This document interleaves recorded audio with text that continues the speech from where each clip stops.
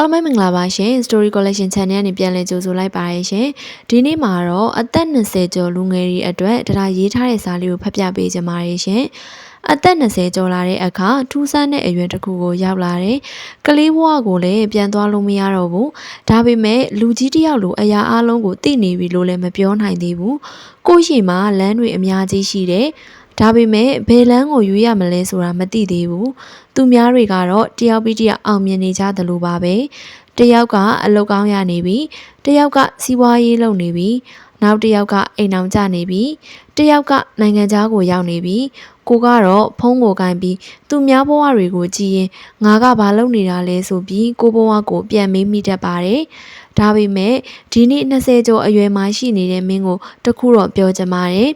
မင်းနောက်ကျနေတာမဟုတ်ပါဘူးမင်းဘဝကိုစတင်တိဆောက်နေတော့မှ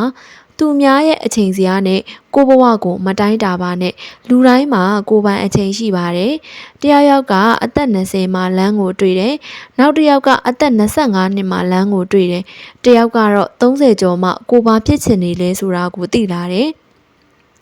ဒါကြောင့်အခုသူများရောက်နေတဲ့နေရာကိုကြည့်ပြီးတော့ငါကနောက်ကျနေပြီလို့မထင်လိုက်ပါနဲ့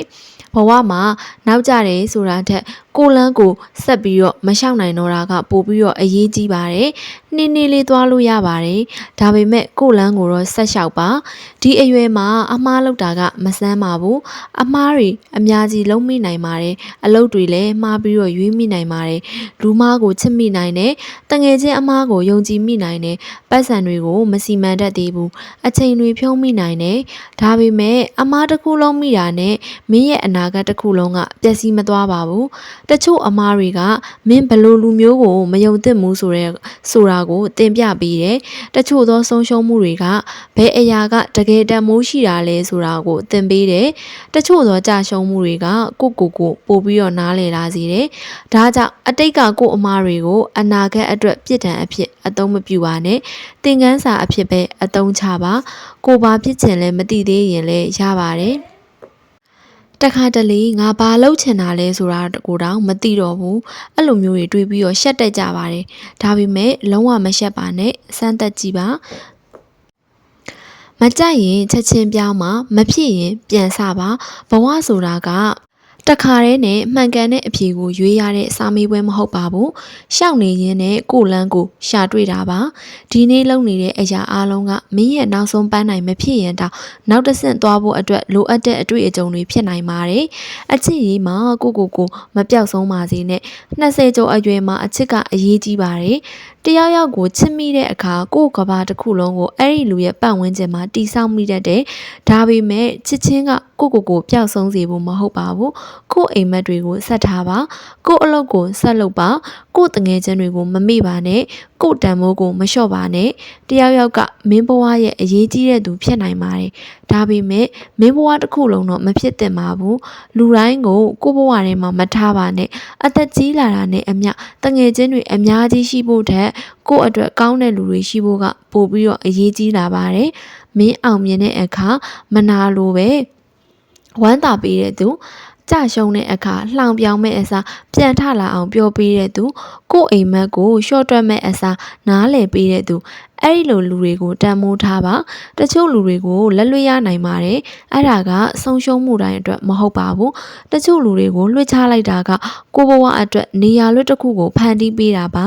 ပိုက်ဆံနဲ့ကျမ်းမာရေးကိုမမေ့ပါနဲ့20ကျော်အရွယ်မှာအောင်မြင်မှုစူးစမ်းရင်းနဲ့ကိုကျမ်းမာရေးကိုမစတေးပါနဲ့အေးရေးပြက်တာကိုအမြဲမပေါ်စားပါနဲ့စိတ်ပင်ပန်းနေတာကိုလည်းငါကခံနိုင်ရရှိပါတယ်ဆိုပြီးတော့အမြဲတမ်းဖိအားမပေးပါနဲ့အနားယူပါပြီးတော့ပတ်စံကိုလည်းတင်ယူပါနည်းနည်းပဲဖြစ်ဖြစ်အမြဲစုပါဝင်ငွေထက်အသုံးစရိတ်ကိုတည်အောင်လုပ်ပါဒီနေ့စုထားတဲ့ငွေကချက်ချင်းချမ်းသာစေမှာမဟုတ်ပါဘူးဒါပေမဲ့မနှက်ဖြန်မှာကိုဘဝကိုရွေးချယ်နိုင်ဖို့အတွက်အထအကူပြုပါလိမ့်မယ်အောင်မြင်မှုဆိုတာလူတိုင်းအတွက်မတူပါဘူးတယောက်အတွက်အောင်မြင်မှုဆိုတာပတ်စံများများရတာဖြစ်နိုင်တယ်နောက်တစ်ယောက်အတွက်ကမိသားစုနဲ့အေးအေးချမ်းချမ်းနေရတာဖြစ်နိုင်တယ်။နောက်ထပ်တစ်ယောက်အတွက်ကကိုချစ်တဲ့အလုပ်ကိုလုပ်နိုင်တာဖြစ်နိုင်တယ်။နောက်တစ်ယောက်အတွက်ကတော့မနှက်တာ စိတ်အေးချမ်းစွာနိုးထလာနိုင်တာကပဲအောင်မြင်မှုတစ်ခုဖြစ်နိုင်ပါတယ်။ဒါကြောင့်သူများသတ်မှတ်ထားတဲ့အောင်မြင်မှုနဲ့ကိုယ့်ဘဝကိုမတိုင်းတာပါနဲ့မင်းလိုချင်တဲ့ဘဝကိုအရင်ဆုံးသိအောင်ကြိုးစားပါ။ပြီးလို့ရှိရင်အဲ့ဒီဘဝစီကိုတလန်းချင်းလျှောက်သွားပါ။20ကျော်ဆိုတာကပြည့်စုံရမယ့်အရွယ်မဟုတ်ပါဘူး။ဒီအရွယ်မှာအကြီးအချင်းတွေကိုတင်ယူပါ၊စာဖတ်ပါ၊အတွေ့အကြုံယူပါ၊ပတ်စံကိုစီမံတတ်အောင်တင်ယူပါ၊လူတွေကိုနားလည်အောင်ကြိုးစားပါ။ကိုလည်းနားလေအောင်ကြိုးစားပါတခါတလေကြရှုံးပါပြီးရင်ဘဝကိုပြန်ဆပါဘာလို့လဲဆိုတော့20ကျော်ဆိုတာကဘဝရဲ့အဖြေကိုရပြီးသားဖြစ်ရမယ့်အရွယ်မဟုတ်ပါဘူးအဖြေကိုရှာဖို့တတိရှိရမယ့်အရွယ်ပါနောက်ဆုံးမှာ20ကျော်အရွယ်မှာမင်းမသေးကြတာတွေရှိပါလိမ့်မယ်မင်းကြောက်တဲ့နေ့တွေရှိမယ်သူများနဲ့နှိုင်းယှဉ်ပြီးကိုအားရတဲ့နေ့တွေလည်းရှိမယ်တခါတလေငါဘာမှမဖြစ်ဘူးလို့တောင်ထင်မိလိမ့်မယ်အဲ့ဒီအချိန်မှာကိုအပြစ်မတင်ပါနဲ့ခဏရက်ပါအသက်ရှူပါပြီးတော့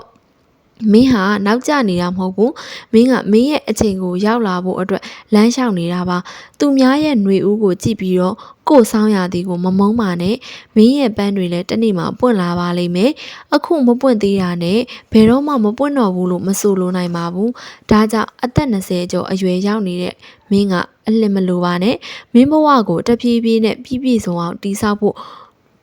လိုပါတယ်ဒီနေ့တလန်းလန်းမနှက်ပြန်တလန်းလန်းမင်းရဲ့အိမ်မက်တွေကိုမစွန့်လွတ်ပဲကိုလက်မလွတ်ပဲနဲ့ဖြည်းဖြည်းချင်းဆက်သွားပါတနေ့အခုမသေးကြတဲ့မင်းကအတိတ်ကိုပြန်လှည့်ကြည့်ပြီးအပြုံးလေးနဲ့ပြောနိုင်လာပါလိမ့်မယ်အဲ့ဒီတော့ငါလမ်းပြောင်းနေတယ်လို့ထင်ခဲ့ပေမဲ့တကယ်တော့ငါဘဝရဲ့လမ်းကိုငါကရှာနေခဲ့တာပါပြီးတော့ဒီနေ့ကိုစကားလေးတစ်ခွန်းလောက်ပြောပြီးတော့အားပေးကြည့်ပါငါနောက်မကြသေးဘူးငါအတွက်မပြီးဆုံးသေးဘူးငါဇလန်းတွေကအခုမှဆက်ပြီးတော့ရေးရမှာဘာလို့လဲဆိုတော့အသက်20ကျော်ဆိုတာကဘဝရဲ့နောက်ဆုံးခန်းမဟုတ်ဘူးကိုဘဝကိုကိုယ်တိုင်စတင်ရေးသားရတဲ့ပထမဦးဆုံးစာမျက်နှာတွေပါဒီနေ့စာမျက်နှာတွေကမလှသေးရင်လည်းစိတ်မပြတ်ပါနဲ့နောက်ထပ်စာမျက်နှာတိုင်းကိုပို့ပြီးတော့လှအောင်ရေးလို့ရပါသေးတယ်ပို့ပြီးတော့ပြင်ဆင်လို့ရပါသေးတယ်ဒီစာသားလေးကတော့20ကျော်လူငယ်တွေအတွက်ပြောပြချင်တဲ့စကားလေးတွေဖြစ်ပါတယ်အားလုံးပဲစိတ်ချမ်းသာခြင်းကိုယ်ကြီးကျန်းမာခြင်းနဲ့ပြည့်စုံကြပါစေရှင်နောက်ထပ်အသစ်တော်ဗီဒီယိုတွေကိုလည်းတင်ဆက်ပေးမှာဖြစ်လို့ like and share လေးလုပ်ပေးကြပါအောင်ရှင်